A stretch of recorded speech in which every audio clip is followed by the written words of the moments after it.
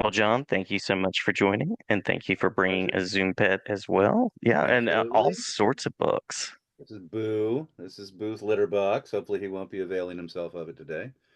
Um, These things you never know. happen. It's live theater. And That's yes, right. this is visual evidence of my lunacy, my sickness. I love it. This is the kind of lunacy that I dig. I am also a book fan, a book fiend. Any particular items in the collection that you'd like to point out? Oh golly, no, I have a eclectic taste. It's a lot of fiction, a lot of history. Mhm. Kind of runs the gamut. Um, I don't I could pull things out randomly, but they would just be random. It used to be alphabetized, sort of vaguely, dimly, back in the days when I had fewer books, and that's all kind of gone to hell. So I have the roughest sort of like the A's and the B's and the C's and the D's kind of live together, and the E's and the G's and they kind of live together, and the nonfiction just is now completely out of control. So Got you. I find Yeah. myself buying additional copies of books I know I have because it would be easier to buy another copy than to try and find the original. That That's is a but wonderful, wonderful problem to have. it is a sickness. It beats heroin, I think. I don't know. I've never done heroin. Maybe it doesn't. It's dustier than heroin. I know that.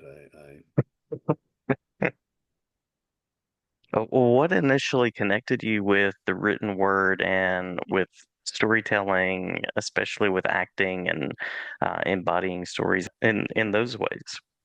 I was very, very lucky and blessed in that my parents were huge readers. So when I grew up, when I was old enough to grok it, I realized that they were getting a lot of joy from picking up these things. And they had a Hmm. shelf, floor to ceiling shelf in the living room that was all composed of these things. So before I could articulate what it was, I knew that, I wanted to share in that. And my parents read to me. They encouraged me to be a reader. I fell in love with reading from a very early age. It's probably the great passion of my life. Next to my wife. Next to my wife. You never know. She could be lurking in the hallway. Hmm. Um, Hmm. and it had a lot to do with acting because when I was in the fifth grade, we had mandatory auditions for the school play, A Christmas Carol, and because I liked to read, I was one of the few people in class who could lift the words from the page with any degree of excitement. So I was cast as Scrooge, a gap-toothed, lisping Scrooge. And initially, out of pure ego fulfillment, I thought, "Oh, I like this. I like the attention. I like this." But my parents sort of realized that it was something that I was excited by, and they thought, "Sure, we'll inculcate that." So they signed me up for acting classes with a couple of lovely actors in Westport, Connecticut, veterans of soap opera, Ed and Dorothy Bryce. I studied with them for a number of years and fell in love with the work for the work's sake and was off to the races. I was going to be a writer, actually. That was my intention, but I liked girls and beer too much. So I thought, now the theater. Girls, and then afterwards, beer. Absolutely. Whereas Absolutely. writing, you're just by yourself at a desk. I guess you could get up and have a beer, but it's not the same thing. Yeah, true, true. Well, I hope that the path has brought many of those things, many of those wonderful blessings to you. Not that many girls. No girls. I just don't know. I understand. I understand. Yeah, Yeah. no, that brought me that girl. Brought me my wife, who was also Yeah. I don't know if you know her, Bonita Friederisi. She was Hmm. on Hmm. Chuck and has been on many other things, and because we met as actors, and have now been we'll celebrate our 25th anniversary in a couple of weeks. So Congratulations. yeah. If nothing else, it brought me Bonnie. Yeah. Yeah. Well, I'm curious because you're a person who's known for traveling in science fiction worlds. Is that a genre that draws you, or what is on the night table? What's the genre that pulls you in? That is completely random. The work one gets in this profession is out of your hands. Unless you're a star, you audition. It's not as if I Mhm. get to pick and choose amongst scripts. So I got Star Trek because it was an audition and I booked it. I have probably done as much. In fact, I know I have much more in the crime realm because that's where so much of American television lives. You know, you're a red herring, you're a perp, or you're a victim. Uh, Mm-hmm. I don't think I have a particular yen to read science fiction. I do read some science fiction along with mystery novels and contemporary fiction and classics, and I mostly am just wanting to make sure I'm reading a good prose stylist. That's pretty much what for me sort of is the issue is the writer can the writer write? And some books are crafted by better storytellers than wordsmiths, and sometimes you sort of feel like you're at the mercy of high style and you wonder if there's a kernel of narrative in there. Generally speaking, I think the greatest books are the ones that wed a strong story with a very personal and interesting and maybe an intricate style. Those are the ones that I think really are enrapturing. Absolutely. Any of those elements of storytelling that you keep in mind on the embodying side as an actor? No, for me, I was an acting teacher for a number of years, and it is ultimately about action. What is it you're there to achieve? What are you fighting for? What are you aiming to get from your acting partner, and why? Why is it important? What are the circumstances? And I think for the most part, I know there are a lot of actors who use substitution and emotional and sense memory. For me, it's simply a matter of trusting that the imaginary circumstances, if you dig into them and you let your imagination run, should be sufficiently arresting for you to make the emotional attachment you need to care about what it is you're trying to achieve. It's the process, and the process varies not from text to text. Certainly, there are texts that are more exciting to you because they touch on things that concern you. There are scripts that are more meaningful to you than others. But I'm also a film and television actor. I was a theater actor, and in film and TV, it's not as much a question of following your aesthetic bliss. It's about taking the gig. you know, it's how I was able to make a nice living in this business. As much as I loved the theater, unfortunately, you couldn't rub two nickels together from a life in the theater. Yeah. What are the things that currently hold your passion and your interest, other than books? I'm guessing books are part of the story. That's huge for me. I mean, I've spent a lot of my life volunteering for various social service organizations. It's always been an important part of my life. Having said that, though, I'm just kind of winding up 8 years of service with a marvelous organization called Hollywood Food Coalition. When my wife and I, who's also been very active with Hollywood Food Coalition, got involved, it was a fabulous soup kitchen, essentially. They served a Mm-hmm. marvelous meal to all comers 7 nights a week. Bonnie and I played a significant role in helping them to expand their capacity. So they now serve multiple communities. We rescue almost 3 million pounds of food a year and share it with other social service organizations to augment and buttress their meal programs. And we've done a lot of work in the community to really, I think, lead by example as coalition builders and partners. That work's been enormously fulfilling, huge part of my life. Also, after 8 years, Bonnie and I are ready. I'm just turning 65 to say let's travel more, um, Yeah, and let's kind of focus on us. So, not exactly retirement. Bonnie and I both are happy to keep acting, but the nature of the business, it's very moribund right now, as you probably know. The industry is really suffering. Not a lot of work, and that's fine. So, and reading, yes, reading is the great love of my life. I like to read several hours in the morning and read newspapers and magazines and always have a book to read in the evening. I'm a yeah, Dodgers fan. I'll say that. I'm a Dodgers fan too. it's nice. Well, the unexamined life is not worth living, I think was the Socrates quote. I think the life that is devoid of compassion is also one of those avenues that that lacks. And so it sounds like the intelligence, the insight that you've clearly built with the volumes around you has also led to some really compassionate work as well. So love to hear that. Oh, well, thanks. I also should, since I'm plugging, I should also plug another organization I help to support, which is the Pancreatic Cancer Action Network. Armin Shimmerman, Kitty Swink, who was a 21-year-old survivor. I'm a 21-year-old, a 21-year survivor of pancreatic cancer. Jonathan Frakes, whose brother passed away, my mother passed away, and Juan Carlos Cotto, whose brother Manny was one of the executive producers on Enterprise. We all form a team of people who help raise money for a wonderful organization that helps raise awareness and puts money into research for against for the fight against pancreatic cancer. So that's my other charitable. Although I like supporting all sorts of charities. I mean, I think that's I'll go to the opening of an envelope if it's for charity, if I'm free. Very kind of you. Very kind. And I'll make sure and link those charities in Oh, the show notes as well for folks to check out. much obliged.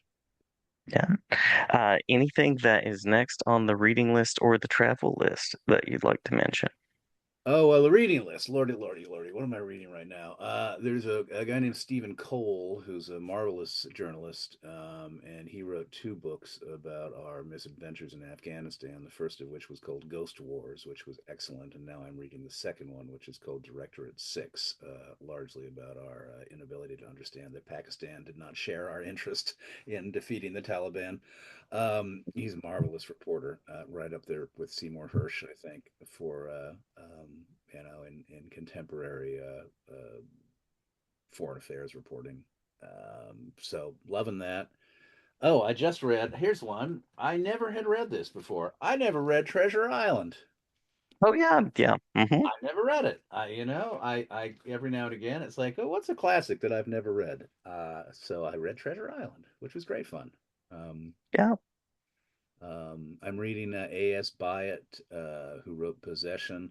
She had a tetralogy, four books about a character, Frederica Potter, who was a an oversexed intellectual living in the Dales in the 50s, 60s, and 70s in England, fictional character, and it's about her life and times and the life and times of her family, and that's marvelous.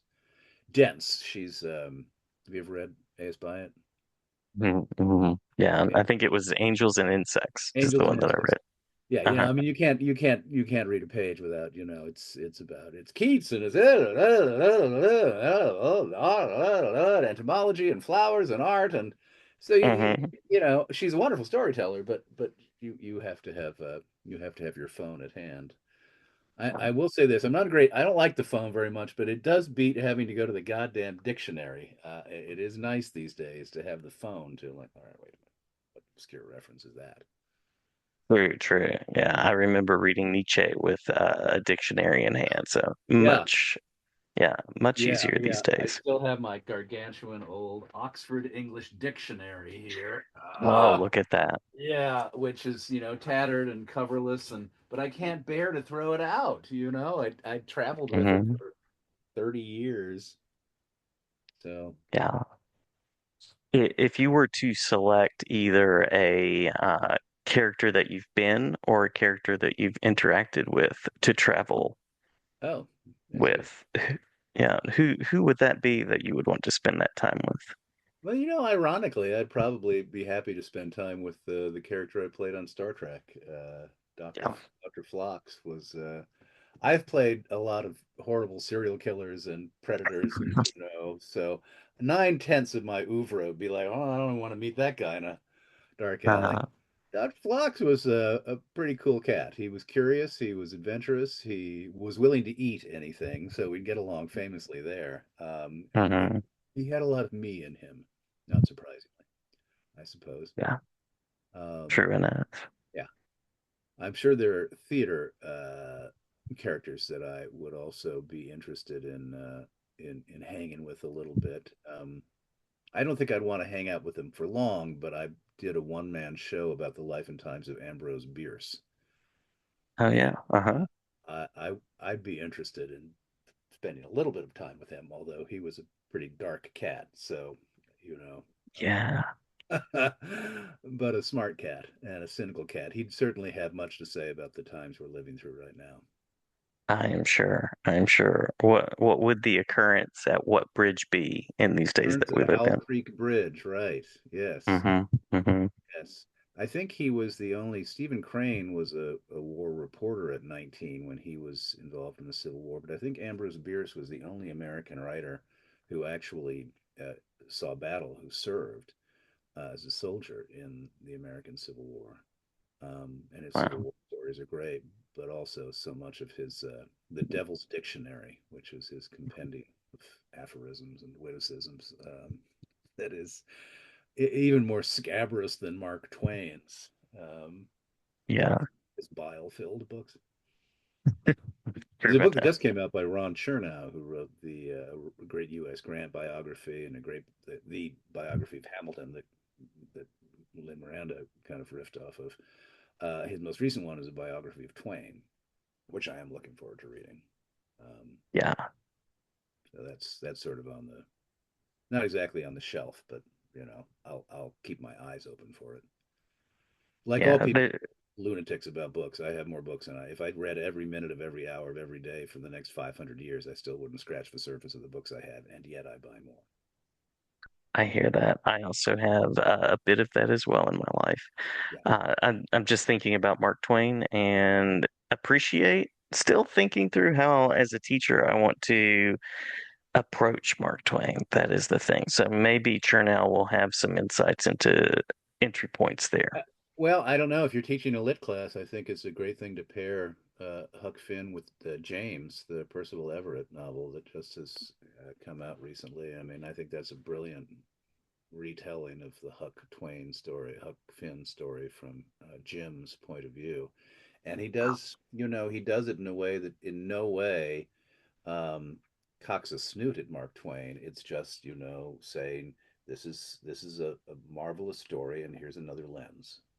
And he's a great enough writer to pull it off. Yeah. Yeah. Well, if I am a listener out there, I always like to give space for folks to share about where they will be and spaces online, things of that nature, where people can connect. Anything like that that you'd like to I share? I have jettisoned social media. I'll be honest with you. The times we live in and the nature of how sour, I think, so much of what passes for exchange and social media has become. I just don't engage anymore. And I feel a Yeah. little bad about that because I was enjoying the interactions with fans on Twitter before that dreadful human being took it over and destroyed it. And once I left it, I just didn't gravitate over towards what is it called, Blue Sky. Uh, Mm-hmm. and that was the only social media I did. I'm not a picture taker, so Instagram never particularly appealed to me. Facebook, I have a public side, just I only keep it alive for my pals a bit, people I would not otherwise hear from. So I'm afraid that is not really in the cards for anybody anymore. As I get older, I just have less and less interest in social media. Work wise, it is pokey pokey. I think the only coming out at some point. So there's a mini series version of a John Bonet story, and I have a small but kind of interesting part in it with Clive Owen as the dad, and again, this is don't get old. This is what happens. It's like every name, you have Melissa McCarthy and Clive Owen are playing the parents, and you wouldn't think that would be like, but they're terrific. And Oh, it's a I'm very sure. interesting version of a story because it's as much about the community and the police and the DA and the media. It's really about the phenomenon that was the John Bonet case, although it, does go into some detail about what I didn't know anything about, the bizarreness of the story.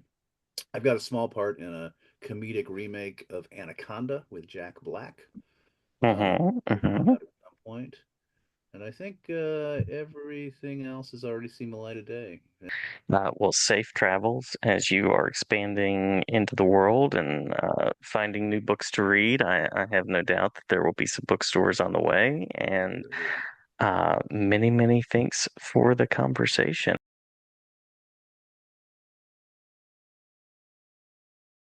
I'm good, and the cat was very well behaved. Thank you, Boo. Yeah, absolutely. Cat was wonderful, and we could probably talk books all day, I'm sure. Curious about. I am a teacher, so I'm wondering if there are particular people in your educational journey that you would like to mention. Oh, I've been really lucky with that. I had so many good teachers, so many one even the subjects that I didn't like. I had no knock on the teachers. I went to a high school, public high school, Weston, Connecticut. Um, Really, I can't think of any one to single out. I mean, this was so many years ago; they're all gone now. Alan Chalk Mm. was my one of my English teachers. Mr. Sidoli was my uh, social science teacher, who was marvelous. So so vibrant and alive in the classroom. Okay, I go on and on. Miss Cudmore and Mrs. Arnold was the teacher who said it was mandatory that we audition for the school play. So I owe her a debt of thanks. And a Mhm. colleague of mine, a wonderful teacher named Robin Smith.